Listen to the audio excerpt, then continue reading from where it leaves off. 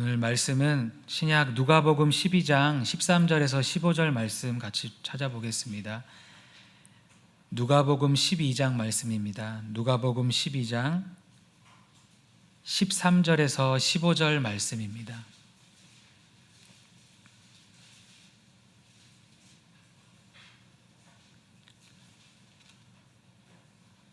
누가복음 12장 13절에서 15절 우리 다 찾으셨으면 13절에서 15절까지 한 목소리로 함께 합독하시겠습니다. 시작. 무리 중에 한 사람이 이르되 선생님, 내 형을 명하여 유산을 나와 나누게 하소서 하니, 이르시되 이 사람아, 누가 나를 너희의 재판장이나 물건 나누는 자로 세웠느냐 하시고, 그들에게 이르시되 삼가 모든 탐심을 물리치라. 사람의 생명이 그 소유에 넉넉한 데 있지 아니하니라 하시고. 오늘 말씀의 제목은 탐심을 물리치고 영생을 준비하라입니다. 탐심을 물리치고 영생을 준비하라. 13절에 보면 무리 중에 한 사람이 예수님께 이렇게 말씀을 합니다. 12장 1절에 보면 예수님을 따라다녔던 수많은 무리가 있었어요. 수만 명의 무리가 예수님의 말씀을 듣고 또 예수님께서 행하신 일들을 이렇게 경험했던, 따라다니면서 이렇게 쫓아다녔던 수만 명의 사람들이 있었는데, 그 중에 한 사람이 예수님께 이렇게 말씀을 합니다. 선생님, 내 형을 명하여 유산을 나와 나누게 하소서. 그러니까 예수님께서 중재자가 되셔서 나의 유산 분배에 대해서 그 문제를 해결해 달라고 지금 요청을 하는 것입니다. 율법에 보면 이렇게 유산 상속에 대해서 맏형이, 그러니까 장남이 동생보다 2배의 유산을 상속받게 되어 있습니다. 그리고 이스라엘 사람들은 이 유산 상속 문제에 대해서 불공정한 일들이 일어날 때는 랍비에게 소송을 제기할 수가 있었어요. 랍비라는 것은 그냥 성경만 많이 알고 성경만 가르쳤던 사람들이 아니라, 이스라엘 사회라는 것이 이게 성경하고 떼놓을 수 없는 사회잖아요. 그러니까 말씀을 해박하게 알고 율법을 잘 알았기 때문에 랍비들이 법률가의 역할도 했었어요. 실제로 변호사의 일도 하고 소송을 해결해주고 중재자의 역할을 했었습니다. 자세한 내막은 모르지만 이 사람은 지금 유산 분배에 있어서 불공정한 어떤 일을 당해서 주님 앞에 나와서 예수님께 이 문제를 해결해 달라고 지금 요청하고 있는 것입니다. 14절에 보면, 14절의 원문에 보면 그러나 이렇게 시작을 해요. 그러나 이르시되 이 사람아, 누가 나를 너희의 재판장이나 물건 나누는 자로 세웠느냐 하시고. 그러니까 유산 분배의 불공정한 문제를 해결해 달라는 이 사람의 요청에 대해서 예수님께서는 이 사람아, 누가 나를 너희의 재판장이나 물건 나누는 자로 세웠느냐라고 말씀하시면서 그 사람의 요청을 지금 거절하신 것입니다. 그래서 학자들은 예수님께서 왜 이 사람의 요청을 거절하셨는가? 예수님께서 이렇게 우리의 삶의 문제에 관심이 없으신가? 예수님께서는 그러한 능력이 없으신가? 이런 사람들이 궁금할 수 있잖아요. 그래서 학자들이 이렇게 설명을 합니다.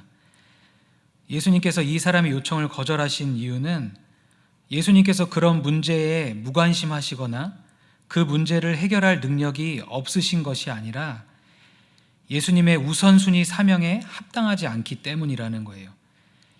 예수님의 숭고한 사명은 영혼 구원에 있었기 때문에 예수님께서 누가복음 19장 10절에 보면 내가 온 것은 잃어버린 자를 찾아 구원하려 하시기 위해서 오셨다고 말씀하셨거든요. 예수님께서 이 땅에 오신 목적은 영혼 구원을 위해서 오신 거예요. 그리고 3년 반이라는 제한된 시간, 어떻게 보면 짧은 시간 동안에 그 하나님께서 주신 사명을 이루고자, 잃어버린 영혼을 찾아 구원하고자 3년 반 안에 그 일들을 행하셔야 되잖아요. 그래서 하나님의 일하심을 보며 성령님의 인도하심을 따라서 사역하셨기 때문에 이 사람의 요청을 거절하셨다고 학자들은 설명을 하는 거예요. 그러니까 예수님은 인간을 구원하시기에 오신 메시아로서 오셨고 사람들의 영혼의 문제에 관심을 가지시고 오신 분이신데, 예수님을 찾아왔던 이 사람은 예수님을 뭐라고 부르냐면 선생님이라고 부르는 거예요. 랍비라고 부르는 거예요. 그러니까 이 사람은 예수님을 내 영혼의 문제를 해결해 주실 나의 구원자이신 메시아로 믿고 찾아온 것이 아니라 그저 자신의 유산 분배의 문제를 해결해 주실 수 있는 어떤 선생님, 지도자, 그런 능력이 있는 유능한 정도의 사람으로 생각했다는 것을 알 수가 있습니다. 그래서 예수님께서 그에게 이 사람아 이렇게 말씀하고 있는 거예요. 이 사람아라는 말을 찾아보면 학자들이 이렇게 설명해요. 이것은 이렇게 책망하는 말이라는 거예요. 엄하게 부르는 말이라는 거예요. 그러니까 예수님을 그냥 단지 선생님으로 내 문제를 해결해 줄 수 있는 어떤 그냥 그런 선생님 정도로 생각했던 사람에게 이 사람아 하면서 지금 책망하시는 것입니다. 12장 4절에 보면 예수님을 왕과 구주로 영접하고 제자의 삶을 살았던 제자들에게는 예수님께서 나의 친구라고 말씀을 하세요. 그러니까 예수님께 어떠한 마음을 가지고 나와오느냐에 따라서 예수님이 친구라고 말씀하시는 분도 있고 이 사람아 라고 말씀하는 사람도 있다는 거예요. 근데 예수님께서 누가 나를 너희의 재판장이나 물건 나누는 자로 세웠느냐라고 말씀하실 때 이 세웠느냐라는 단어의 시제를 찾아보면 부정과거로 기록되어 있습니다.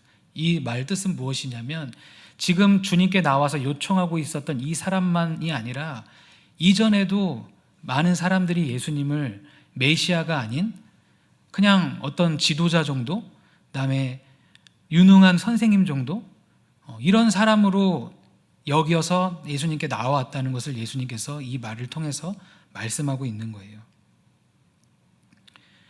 그러니까 우리는 예수님을 어떤 분으로 믿고 있습니까? 물론 여기 계신 모든 분들이 예수님을 나의 왕과 구주로 믿고 따르고 계시는 분이라고 저는 생각을 하고 믿습니다. 근데 어떤 분들은 예수님이 내 삶의 주인이 되시고 내가 따를 왕과 왕이시고 예수님께서 이 땅에 잃어버린 영혼을 구원하시기 오셨던 것처럼 우리도 전도하는 삶, 양육하는 삶을 사는 것이 목적이 아니라 그냥 예수님께서 내 삶의 문제를 해결해 주실 수 있는 능력 있는 분으로만 믿는 사람들도 있다는 거예요. 예수님께서는 분명히 우리의 삶의 문제에 대해서 관심이 있으시죠. 그래서 우리의 슬픔에 관심이 있으시고 우리의 어려움에 관심이 있으십니다. 그래서 실제로 많은 어려움과 슬픔들을 해결해 주시고 고쳐주시고 만나주세요. 그리고 그 문제들을 통해서 주님이 하나님이시라는 것을 경험하곤 합니다. 그런데 어떤 사람들은 영혼에 대한 관심은 없는 거예요. 주님이 내 삶의 주인이 된 것에 대해서는 관심이 없는 거예요. 그냥 내 삶이 이 땅에서 내 삶이 좀 편안하고 나의 문제가 좀 해결되면 좋겠다. 그것을 위해서 예수님의 능력을 이용하는 그 정도의 수준으로 예수님을 바라보고 예수님을 믿는 사람이 있어요. 그래서 이런 사람들은 죄 문제에 대해서 관심이 없습니다. 죄에 대해서 지적하고 삶에 대해서 예수님께서 어떤 것을 비추시면 그것을 귀찮아하고 이렇게 부담스러워하고 교회 나오기 싫어하고, 근데 내 삶에 문제가 있을 때는 또 나와서 기도를 해요. 그게 잘못됐다는 것은 아니지만 문제가 해결이 되면 이제 더 이상 주님을 찾지 않는 사람들도 있어요. 그러니까 그것이 내가 지금 주님을 어떤 사람으로 어떤 분으로 대하고 있는지를 나타내 주는 것이죠. 내가 정말 예수님을 나의 구원자로 믿고 내가 영원히 섬길 왕으로 믿고 있는다면 내 삶에 문제가 있든지 없든지 주님을 찾아오고 주님께 매달릴 것이에요. 근데 내가 내 삶의 어려움이 해결되고 문제가 해결되니까 신앙생활이 식어버리고 봉사하는 생활이 식어버리고 예배 생활이 식어버린다면 그것은 내가 주님을 그냥 내 문제를 해결해 줄 수 있는 법률가나 어떤 능력 있는 능력자로만 생각을 했다는 거예요. 이런 사람들이 주님 앞에 나아올 때 주님께서는 그 마음에 있는 것을 다 아시거든요.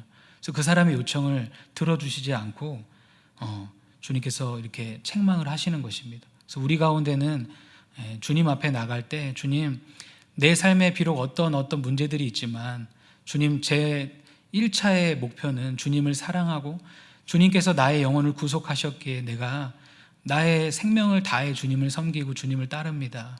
그리고 내 삶에 이런 문제들이 있는데 주님, 내 삶의 문제를 주님 다스려 주시고 인도해 주시옵소서라고 이렇게 그냥 먼저 그의 나라와 그의 의를 구하고 주님께서 내 삶을 책임져 주실 것을 믿고 나아가는 그런 성도님들이 되시길 바라요. 이렇게 문제를 해결해 주실 수 있는 분으로 믿는 것도 중요하지만 단지 주님을 어떤 능력으로만 대하지 않으셨으면 좋겠습니다. 주님을 단지 어떤 문제 해결의 키로만, 그것은 맞긴 맞는데 이게 관점이 조금 달라요, 성도님들. 이 사람은 예수님 자체를 그냥 선생으로만 생각을 했던 거예요. 그래서 기도 응답이 되고 문제 해결이 돼도 여전히 주님이 나의 주인이시고 내가 여전히 따라야 될, 사랑해야 될 주님이 되시는 그런 성도님들이 되시길 바랍니다.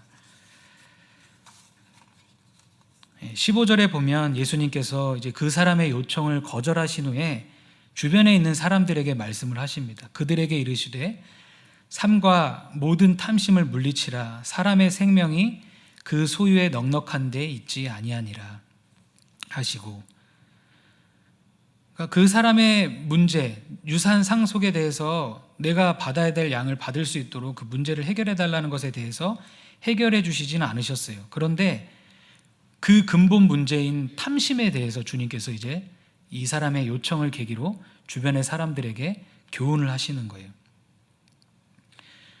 그러니까 이것을 통해서 그 사람의 동기가 탐심이 있었다는 것을 우리는 알 수가 있습니다. 그러니까 마음에 이 탐심이 있는 상태에서 유산을 더 많이 상속받는다고 해서 근본적인 문제가 해결되지 않기 때문에 주님께서 문제를 해결해 주실 수 없으신 거예요. 그러니까 우리도 어떤 문제가 있고 기도 제목이 있어서 주님 앞에 나아가서 요청할 때가 있잖아요. 근데 어떤 경우에는 주님께서 우리의 기도에 응답하시고 우리의 문제를 해결해 주시지만 어떤 경우에는 우리 마음 가운데 있는 잘못된 동기나 바르지 않는 태도를 이렇게 교정하실 때가 있다는 거예요. 그 문제를 해결해 주지 않으시고 우리의 마음이 바뀌어야 되는 부분들이 있다는 것입니다. 이 사람에겐 이게 탐심이었어요. 그 탐심이라는 단어를 찾아보면 합성어예요. 더욱더라는 뜻과 가지다라는 뜻을 가진 단어의 합성어입니다. 그러니까 더욱더 가지다 이런 뜻이에요. 그래서 더 많은 것을 갖고자 하는 과도한 욕망, 만족할 줄 모르는 욕심, 이게 탐심이라는 뜻이에요. 그래서 골로새서 3장 5절에서 6절에 보면 탐심이 우상 숭배고 이로 말미암아 하나님의 진노가 임한다고 말씀을 하십니다. 그러니까 사람들이 탐심을 가볍게 생각할 수 있습니다. 내가 조금 더 갖고 싶은 욕구가 어때서, 내가 지금에 있는 것에 불만족하고 더 높은 곳을 향해 가는 게 어때서, 내가 더 좋은 집, 더 좋은 차, 더 많은 돈을, 더 좋은 사람을 만나려고 애쓰는 게 어때서라고 생각할 수 있는데, 성경에 보면 탐심, 하나님께서 허락하신 것보다 더 갖고 싶고 더 원하는 이 탐심이 우상숭배라고 말씀하시고 그것 때문에 하나님의 진노가 임한다고 말씀하십니다. 그러니까 어떤 기도 제목, 어떠한 문제는 내 마음의 탐심이 해결돼야 될 부분이지 이루어져야 될 부분이 아닌 것도 있다는 거예요. 그러니까 하나님께서 그 탐심을 비추시고 그 탐심을 다루시기 원하시는데 우리는 하나님 앞에 떼를 쓰고 섭섭해할 수 있는 거예요. 왜 이걸 이루어주지 않냐고, 왜 내 뜻대로 이루어지지 않으시냐고 말씀드릴 수 있는데 그것이 아니에요.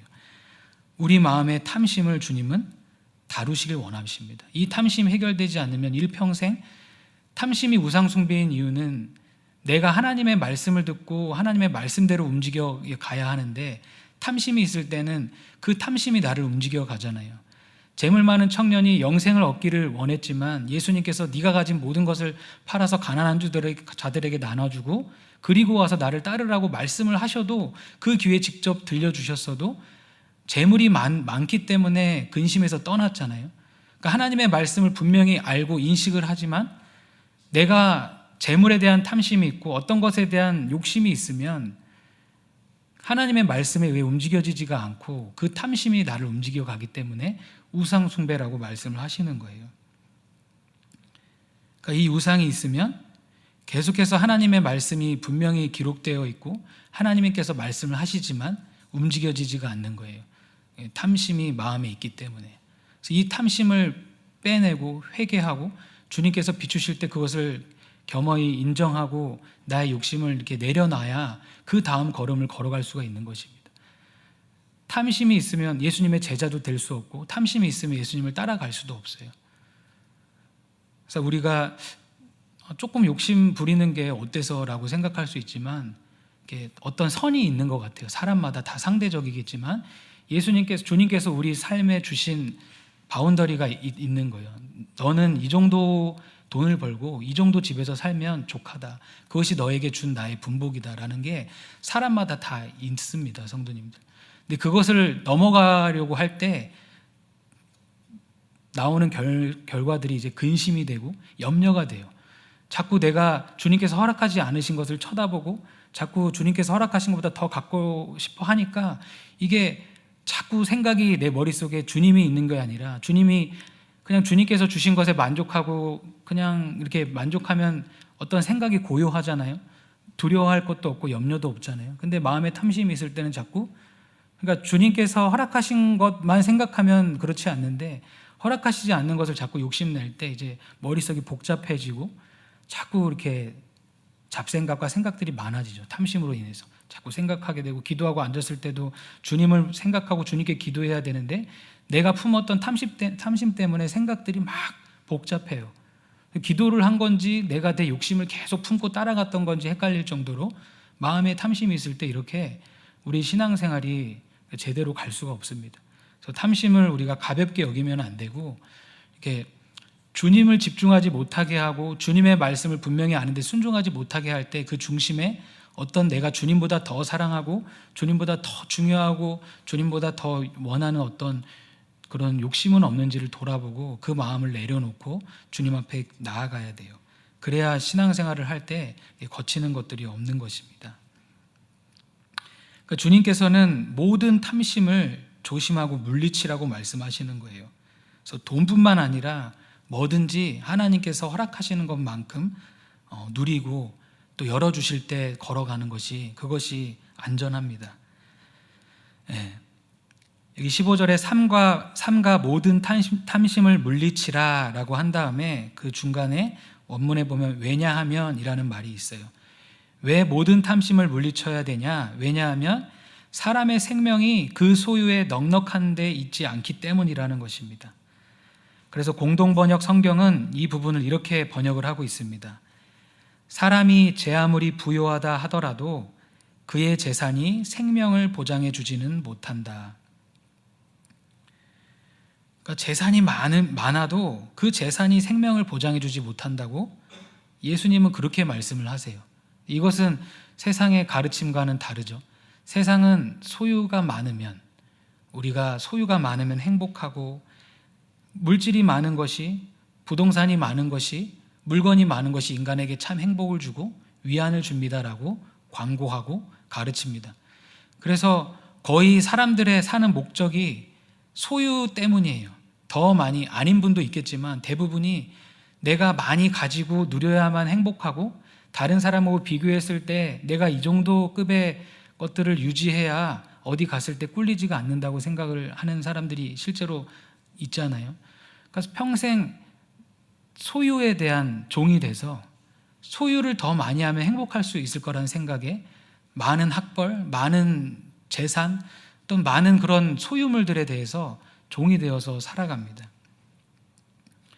그래서 모을 줄 알고 투자할 줄 알고 불릴 줄 알지만 그 불려진 물질, 주님께서 주신 물질을 가지고 하나님께서 인도하시는 선한 사업을 위해서 사용하고 가난한 자들을 위해서 구제하는 삶에는 관심이 없어요.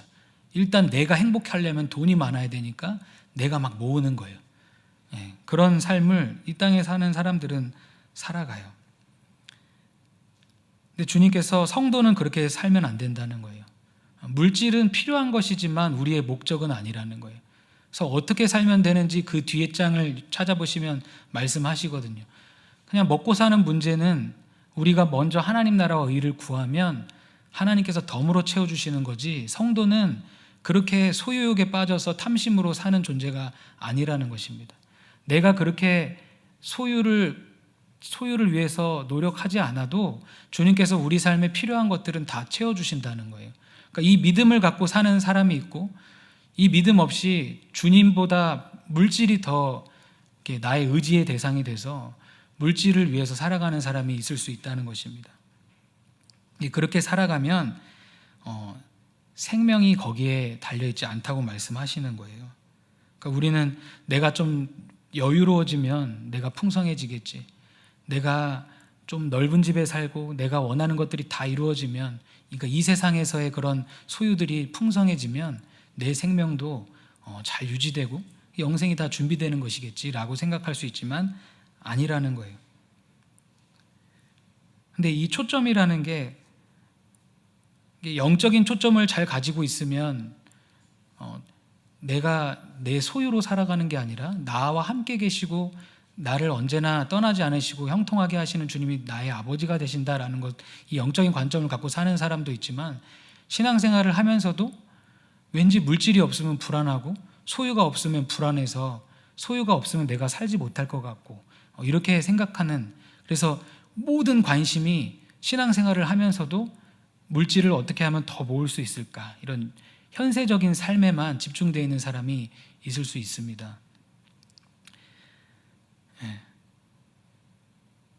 그래서 관점을 우리도 잘 가져야 되는 거예요, 성도님들. 이렇게 물질이 필요한 것이지만 그 물질이 우리 하나님이 되어서는 안 되는 것입니다. 여기서 15절 말씀에 사람의 생명이 그 소유에 넉넉한 데 있지 아니하니라 라고 말씀하실 때, 이 생명이라는 단어를 찾아보면 헬라어로 조에라는 단어입니다. 조에라는 단어는 성경에 어디에 어떻게 쓰였냐면 하나님께서 우리에게 주신 생명인 영생을 뜻하는 단어예요. 그 영생. 그러니까 사람의 생명이 그 소유에 넉넉한 데 있지 않다는 말은 이런 말 뜻이 될 수 있어요. 그래서 이 세상의 소유가 아무리 많더라도 그것이 영생을 책임져 줄 수는 없다, 이런 뜻으로 해석할 수도 있습니다. 그러니까 내가 물질을 위해서 모으고 살고 막 그랬는데 정작 영생은 그 물질 모으는 것에서 영생이 준비되지 않는다는 거예요. 이걸 반대로 생각해 보면 사람이 그래서 소유에 집착하게 될 때, 현세의 삶에 이런 소유에 집착하게 될 때 영생의 길을 잃어버릴 수 있다는 그런 뜻이 되기도 합니다. 이건 성경에 많이 나와요. 가룟 유다 같은 경우에는 12사도 중에 한 명이었지만 도둑이라고 성경에 아예 말을 해요. 도둑. 그래서 예수님을 위해서 발에 향유옥합을 깨뜨렸던 그 300데나리온의 옥합을 보면서 막 아까워했어요. 예수님께 드리는 것도 아깝고 가난한 자들에게 주는 것도 아깝고 그거를 내가 훔쳐가야 되는데 못 훔쳐가서 아까워했잖아요. 성경에 보면 그 정도로 탐심이 가득했던 사람이었습니다. 예수님을 따라다니면서 함께 사역도 했고 예수님의 산상수훈의 말씀도 들었을 텐데 마음에 이 돈에 대한 탐심이 이게 계속 있었어요. 마귀가 주는 생각을 다 받아들이고 마침내 예수님을 은 30에 팔아 넘겼습니다. 탐심의 결과가 뭐였냐면 그는 가까이 영적인 것을 가까이 두고도 영원한 생명인 예수님을 가까이 두고 그것을 보지 못하고 계속 이 땅의 물질에만 계속 초점을 두게 됐잖아요. 탐심이라는 것이. 그리고 마침내 결국 자살을 해서 그의 영혼은 멸망하게 되었습니다. 발람 선지자도 그렇고 이 탐심, 하나님께서 주신 것보다 더 많은 것을 욕심내는 물질에 대한 탐심을 품을 때 사람의 이 시각이 영적인 것을 보지 못하게 만든다는 거예요. 그래서 계속 불만족스럽고 막 말씀이 하나님께서 세워주신 교회를 통해서 말씀과 치유와 이런 추수의 능력들이 나타나는 건 감사하지 않고 그냥 이렇게 왜 이렇게 없어, 나는 뭐가 부족해 라는 것만 생각하고 막 그럴 수 있다는 것입니다. 그래서 탐심을 따라가다가 영생을 잃어버릴 수 있다는 것은 성경에 많이 나와 있어요. 그래서 예수님은 16절부터 21절까지 어떤 한 부자의 비유를 통해서 사람의 생명이 그 소유에 넉넉한 데 있지 않다는 것을 자세하게 설명을 해줍니다. 우리 16절에서 21절을 한 절씩 돌아가면서 교독해 보겠습니다. 16절에서 21절까지입니다. 제가 먼저 16절을 읽겠습니다.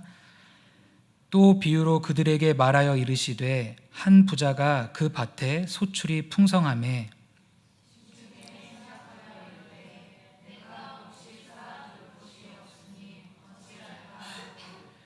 또 이르되 내가 이렇게 하리라. 내 곡간을 헐고 더 크게 짓고 내 모든 곡식과 물건을 거기 쌓아두리라.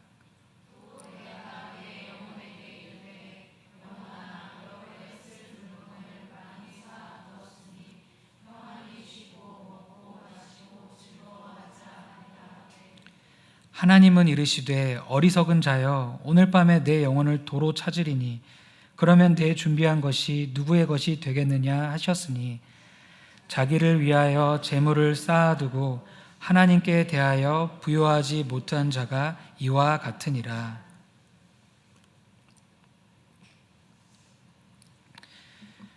사람의 생명이 그 소유에 넉넉한 데 있지 않다는 것을 말씀하시면서 이 비유를 말씀하십니다. 16절에 부자가 나오죠. 이미 부자였어요. 근데 그 부자가 밭의 소출이 풍성해졌습니다. 그러니까 또 더 많은 소유가 생긴 것입니다. 이때 17절에 그 부자는 심중에 생각했다고 그랬어요. 심중에 생각했다는 게 계속해서 깊이 생각했다 이런 뜻이에요. 무엇을 생각했냐면 안 그래도 부자인데 더 소유가 많아지니까 내가 곡식 쌓아둘 곳이 없어서 어떡하지 이렇게 하면서 계속 생각했다는 거예요. 그러니까 탐심이 해결되지 않는 상태에서는 소유 자체가 우리에게 마음의 진정한 평안을 주지 않는 거예요. 돈이 더 많으면 평안할 줄 알았는데 돈이 더 많아지니까 오히려 그걸 어떻게 써야 될지 모르는 거예요. 그러니까 하나님의 청지기로서 우리가 물질을 관리하고 청지기로서 물질을 사용해야 되는데 이 부자는 읽어보면 청지기 의식이 없거든요. 물질의 소유권이 자기에게 있다고 생각했거든요. 그러니까 막 불안한 거예요. 이 물질을 어떻게 저장하고 관리하지? 네. 18절에 보면 이렇게 고민하고 염려한 끝에 어떤 결말을 내려요? 곡간을 확장하기로 결정을 하는 거예요. 곡식과 물건을 쌓아두는 창고를 이제 더 크게 짓기로 결정을 합니다. 그리고 19절에 보면 이렇게 많은 소유물이 이제 자기가 준비가 되었으니까 이제 여러 해 동안 내가 편안하게 살고 또 그 모은 것을 가지고 이 땅에서 즐기는 쾌락의 삶을 내가 살아갈 수 있지 이러면서 내 영혼의 준비가 된 것처럼 이렇게 말을 했습니다. 그러니까 물질을 주신 하나님께 감사하고 물질은 하나님께서 주시는 거잖아요. 물질 얻는 능력을 하나님께서 주시고 하나님의 손에 장수가 있고 부귀가 있잖아요. 근데 하나님께 대한 감사가 없고 주변에 가난한 자들을 돌아보는 것도 없었어요. 그 사람의 관심과 생각에는 오로지 자기 자신과 자기가 그것을 가지고 즐길 것만 생각을 하고 있었습니다. 그러니까 우리도 하나님께서 축복해 주실 때가 있는 것 같아요. 그런 영적인 축복을 주시기도 하고 그리고 승급하게 하시기도 하고 물질적인 축복을 주시기도 합니다. 충만한 풍족한 그런 넉넉한 축복을 주셨을 때 우리가 품는 생각이 어떤 생각인지가 내가 지금 영적인 사람인지 나의 관점이 지금 탐심의 사람인지가 드러나는 것 같아요, 성도님들.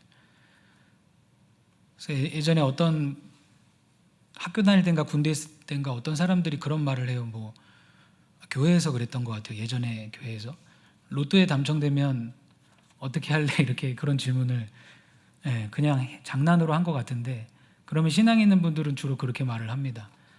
11조를 먼저 해야죠.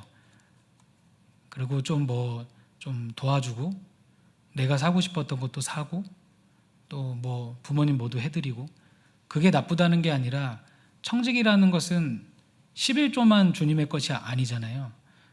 사실은 이렇게 말을 해야 되는 게 맞죠. 로또를 사시면 안 돼요.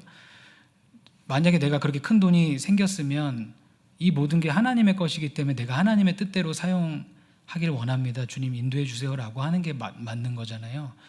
그러니까 어떤 풍요를 주시고 어떤 걸 주셨을 때 이제부터는 내가 다 마음대로 휘두를 수 있고 지금 이 직분은 나의 직분이고 이 돈은 내 돈이고 이 집은 내 집이고 내 자식은 다 내 거고 이 부자 이 말하는 걸 들어보면 내가 나의 나 이런 말만 반복되거든요.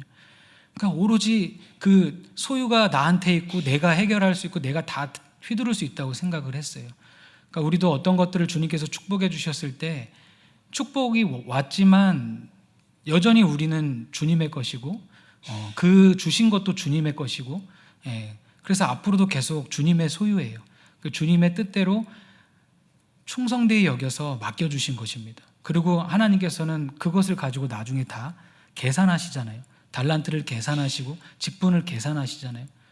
그러니까 우리가 어떤 것을 맡겨주시고 풍족한 은혜를 받았을 때, 이제 내가 한번 그 전에 못 해봤던 삶을 좀 살아보자, 나를 위해서 투자해보자 할 수 있죠. 필요한 것도 사고 가족들과 외식도 할 수 있고 필요한 물건들을 살 수 있습니다. 그런데 내 마음 관점이, 중심이 오로지 이 땅의 것을만 향해 있고 마치 그 물질의 주인이 내 것인 것 마냥 이렇게 가는 것은 잘못된 관점이라는 거예요. 부자는 자기가 많은 물질을 자기 힘으로 모으고 그래서 저장했고 그래서 여러 해 평안히 살 수 있다고 생각을 했습니다. 그런데 20절에 하나님께서 말씀을 하시는 거예요. 20절에 처음 시작을 원문은 그러나 이렇게 시작합니다. 그러나 하나님은 이르시되 어리석은 자여 오늘 밤에 내 영혼을 도로 찾으리니 그러면 내 준비한 것이 누구의 것이 되겠느냐. 그러니까 부자는 이 말씀에 보면은 뭐 도둑질해서 모은 것도 아니고 농사가 잘 됐어요. 그러니까 부정한 방법으로 모은 것도 아니에요. 그리고 노후를 위해서 준비한 게 잘못된 것도 아닙니다. 그러니까 하나님께서 지금 네가 돈을 모아서 너가 곡간을 더 크게 했기 때문에 너가 노후를 준비했기 때문에 어리석다라고 말씀하시는 게 아니에요. 하나님은 그런 걸 혼내시는 게 아닙니다. 여기서 말씀하시는 것은 왜 하나님께서 이 사람에게 어리석은 자라고 했는가? 오늘 밤에 너의 영혼을 도로 찾으리니 그러면 네가 준비한 것이 누구의 것이 되겠느냐라고 말씀하시는 것으로 보아 이 사람은 나의 생명의 주인이 하나님이시라는 것, 나의 소유의 주인이 하나님이시라는 것에 대한 지식이 없었던 거예요. 그러니까 나의 생명과 소유를 하나님께서 주관하신다는 것을 알지 못하는 어리석음을 지금 주님께서 책망하시는 것입니다. 그래서 부자가 물질을 자기의 소유라고 생각했고 물질에 대해 강한 집착을 가지고 하나님께 감사하기는커녕 자기를 위해서만 물질을 모으고 사용했죠. 청지기 의식도 없었고 또 물질로 자신의 삶과 생명까지 책임질 수 있다고 생각했어요. 그러니까 하나님을 의지하지 않은 거예요. 물질 만능주의죠. 물질이면 다 되는 거예요. 물질이 하나님인 거예요. 그래서 많은 소유가 있기 때문에 여러 해를 평안히 살 수 있다고 이렇게 생각을 했어요. 그런데 하나님께서는 오늘 밤 너의 영혼을 도로 찾으면 그 영혼도 빼앗기게 되고 그 많은 소유도 그 사람의 것이 아니게 된다고 말씀을 하시는 거죠. 그러니까 이 부자는 물질에 대한 탐심으로 인해서 정작 중요한 영생의 삶은 준비하지 못하고 이렇게 비참한 최후를 맞게 되었습니다. 그러니까 사람의 생명은 하나님의 것이라는 거예요. 그래서 여기 보면 도로 찾는다는 거예요. 내 영혼을 도로 찾으리니. 그러니까 하나님께서 주셨던 거예요. 우리의 생명은. 그러니까 우리가 건강을 잘 관리해야 되고 이 육신으로 죄를 짓지 말아야 되는 이유는 내 몸이 아니고 하나님의 것이고 하나님의 생명이기 때문이죠. 그리고 내가 여러 해를 살 수 있다고 돈이 많아서 살 수 있다고 확신할 수는 없는 거예요. 오늘 밤 주님께서 다시 찾고자 소유권자이신 하나님께서 도로 달라고 말을 하시면 그냥 사람의 육체에서 영혼이 나가는 것입니다. 그리고 내가 아무리 많은 소유를 가지고 있다 하더라도 그 많은 소유의 주인도 하나님이시라는 거예요. 내가 아무리 나를 위해서 모아놨어도 하나님께서 다르게 쓰시고자 하면 그 물질들이 다른 데로 다 가는 거예요. 그래서 우리는 어떻게 살아야 되냐면 나에게 주신 생명을 가지고 나에게 주신 어떤 소유나 물질을 가지고 하나님의 청지기로서 하나님께서 이것을 찾으실 때가 있다는 것을 알고 준비하는 삶을 살아가야 합니다. 그것이 21절에 이렇게 결론으로 말씀하시죠. 자기를 위하여 재물을 쌓아두고 하나님께 대하여 부요하지 못한 자가 이와 같으니라. 자기를 위하여 재물을 쌓아두는 사람이 어떤 사람이겠어요? 생명과 소유의 주관자이신 하나님을 알지 못하고 영생이 아닌 현재의 삶만 생각하면서 물질에 집착하는 탐심의 사람이죠. 그래서 물질을 하나님의 뜻대로 사용하지 않고 자신을 위해서, 쾌락을 위해서만 사용하는 사람이 자기를 위하여 재물을 쌓아두는 사람이죠. 하나님께 대하여 부요한 사람은 어떤 사람입니까? 누가복음 12장 33절과 누가복음 16장 9절 또 마태복음 6장 20절 이 말씀에 보면 주님께서 주신 물질을 가지고 청지기로서 하나님의 뜻대로 그 물질을 사용하는 사람, 그래서 하늘의 보물을 쌓는 사람이 하나님께 대하여 부유한 사람이라고 말씀하고 있습니다. 이런 물질은 어떤 물질이 있냐면 이제 헌금 생활이 있죠. 그래서 하나님께서 말씀하신 헌금 생활이 여기에 해당됩니다. 또 구제가 여기에 해당돼요. 구제. 다른 사람들을, 어려운 사람들을 위해서 도와주는, 내가 가진 물질로 내가 넉넉하니까 다른 사람들의 궁핍함을 내가 채워줘야지. 예수님께서 사셨던 그 삶을 나도 본받아야지. 이 구제의 삶이 하나님께서 보실 때 하나님께 대하여 부유한 사람이고 영생을 준비하는 삶입니다. 그리고 불의한 재물로 친구를 사귀래요. 그래서 전도하고 선교하는 이런 물질 사용이 또 하나님께 대하여 부유한 사람입니다. 그 외에 하나님의 뜻대로 사용되는 물질 생활, 이런 것들이 다 하나님께 대하여 부유한 사람이라는 거예요. 그러니까 예수님께서는 그렇게 말씀하시는 거예요. 자기를 위해서는 재물을 쌓아두고 하나님께 대하여서는 부유하지 못한 사람은 이 부자처럼 하나님께서 갑자기 찾으실 때 아무런 준비도 하지 못한 채 하나님 앞에 서게 된다는 거예요. 예. 그리고 그 끝은 하나님의 심판이 있겠죠. 그래서 많은 사람들이 은퇴 이후의 삶을 준비하고 노후를 준비합니다. 그래서 하나님께서는 우리가 지혜롭게 살고 부족함 없이 살기를 원하시고 그렇게 행하실 거예요. 노후 준비에 대해서도 염려하지 않으시길 바랍니다. 하나님의 나라와 의를 구하는 삶을 살고 순종하는 삶을 또 살아가면 주님께서 채워주시겠다고 약속하셨어요. 그래서 물질을 믿는 믿음이 우리 가운데는 막 강한데 하나님께서 이렇게 책임지시겠다는 말씀을 믿는 믿음은 약하면 안 되잖아요. 크리스찬들이. 그러니까 뭐 다 당연히 하나님을 더 믿으시겠지만 물질을, 눈앞에 있는 물질을 믿기보다는 내 삶을 채워주실 하나님의 그 능력을 믿으시길 정말 바랍니다. 그래서 은퇴 이후의 삶을 준비도 해야 되고 지혜롭게 살아야 돼요. 그런데 하나님께서는 우리가 이 땅이 전부인 것처럼, 이 땅이 내 삶의 최종 목표고 정착지인 것처럼 살기를 원치는 않으시는 거예요. 더군다나 내가 이 땅에 모든 것을 쏟아붓고 이 땅에 초점이 다 쏟아부어서 탐심으로 살아가기를 원치는 않으시는 것입니다. 예수님께서는 잃어버린 영혼을 찾아 구원하시기 위해 오셨다고 말씀하셨고, 그 추수의 사명은 이제 우리 모든 교회와 성도님의 사명이랬어요. 먹고 사는 게 우리의 사명이 아니라 우리도 추수하러 나가야 되는 게 교회에게, 성도에게 주신 사명인 거예요. 그래서 우리에게 주신 생명, 우리에게 주신 소유와 물질을 가지고 하나님의 영광을 위해서 사용하고 전도하고 구제하고 하나님의 뜻대로 물질을 사용하고 이렇게 살아가는 게 하늘의 보물을 쌓는 사람이고 하나님께 대하여 부유한 사람이고 영생을 준비하는 사람이라는 것입니다. 그래서 바라기는 우리의 초점이 이 땅에만 있어서 나를 위해서만 재물을 쌓는 이런 탐심의 사람이 되지 마시고 하나님의 청지기로서 하나님께 대하여 부유한 사람, 영생을 준비할 수 있는 그런 복된 인생이 되시기를 바랍니다.